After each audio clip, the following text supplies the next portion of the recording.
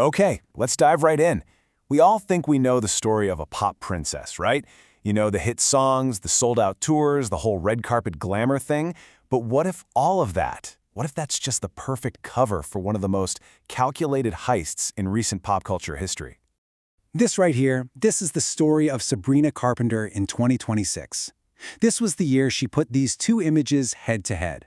On one side, you've got the polished, perfect pop star the world loves. And on the other, you've got the grainy, undeniable reality of an artist who decided to fight back. Now, to really get the heist, you have to understand the setup. Coming into 2026, Sabrina she was completely on top of the world. Her album Short and Sweet had already set the stage, making her a legit, bona fide superstar. But right at the absolute peak of her success, the first problem hits, and it hits hard, on the biggest night in music. So she walks into the 68th Grammy Awards, and she is the artist to beat. Her album, Man's Best Friend, and that monster single Man-Child, they pull in a staggering 6 nominations. And we're talking the big ones: Record of the Year, Album of the Year, the whole shebang. And she leaves with 0. Yep, not a single one. In every single one of those 6 categories, her name is not called. The industry's highest honor, completely denied. And the cameras, of course, they are right there catching her reaction. The videos just instantly go viral. You can see this raw, totally unfiltered disappointment. I mean, the whole world is watching her hold back tears, and the internet just explodes with sympathy. Her fans? Oh, they are absolutely furious. And this powerful story starts to form practically overnight. You see posts all over X saying the same thing. This wasn't just a loss. Sabrina Carpenter was robbed by the music industry. And remember that word, robbed. It's going to be important. So look, being overlooked by your peers is one thing, but being targeted by the most powerful office in the world, well, that's something else entirely. This is what takes her from a snubbed artist to a full-blown political rebel. And this whole situation blew up incredibly fast. I mean, just look at this timeline. On December 1st, the Trump White House X account posts a video. It shows ICE raids, and for some bizarre reason, it's set to her song Juno. The very next day, she fires back, calling the video evil. The White House then claps back by mocking her, and by the end of the week, the original video is gone, but a new version is up on TikTok. Her response is not some watered-down, carefully worded PR statement. No way. It's direct, it's powerful, and there is 0 room for misinterpretation. Evil and disgusting. Inhumane agenda. She drew a very clear line in the sand, showing the world there was a huge difference between her pop persona and her fierce political beliefs. And the official response from the administration? They literally weaponize her own lyrics from her hit song Man-Child against her.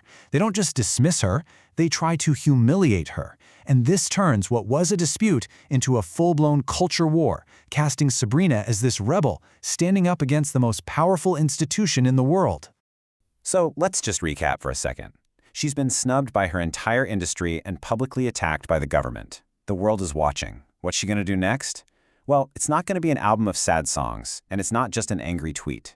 She responds with an absolute masterclass in artistic rebellion, a heist film disguised as a music video. Okay, so she co-directs her new music video for House Tour, and she dives headfirst into this very specific style. Now, the key to unlocking the real meaning here is what's called the bling ring aesthetic. It's all about mixing these polished cinematic shots with grainy surveillance footage. It's the perfect mirror for her own public versus private battle. The plot itself is a classic, really stylish heist. She and her crew, played by Madeline Klein and Margaret Qualley, they break into this mansion. They raid the closets, they grab cash, steal a car, even a puppy. But there is one very, very specific item on their to-do list that matters way more than anything else. And this, right here, this is the crucial point. The video isn't just about a robbery. It's about taking back what she and millions of her fans felt was stolen from her in the first place. The climax just brilliantly drives the whole message home. She walks right up to a trophy shelf and just takes a Grammy. It is a perfect show-don't-tell moment of pure artistic revenge, a visual statement that was absolutely impossible to miss. And everyone got it immediately. Critics, fans, everyone. This wasn't just some random prop. As No Film School put it, this was sharp directorial commentary. It was a direct, calculated message to the very institution that snubbed her. I mean, just look at this transformation.